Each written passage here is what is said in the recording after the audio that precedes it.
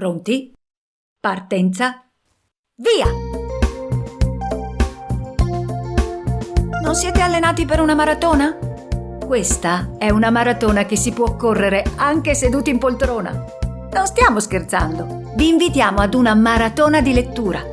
Venerdì 29 settembre il Veneto legge. In tutta la regione si leggerà. Nelle biblioteche, nelle scuole, nelle librerie, negli archivi, nei musei. E chi vuole può organizzarsi a casa con i propri figli o con i propri amici. Bibliotecari, insegnanti, editori, lettori professionisti e volontari, librai, gruppi di lettura scenderanno in pista.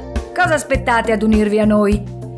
Visitate il sito www.ilvenetolegge.it e troverete informazioni dettagliate su come iscriversi alla maratona e ricevere i materiali per prepararsi al meglio.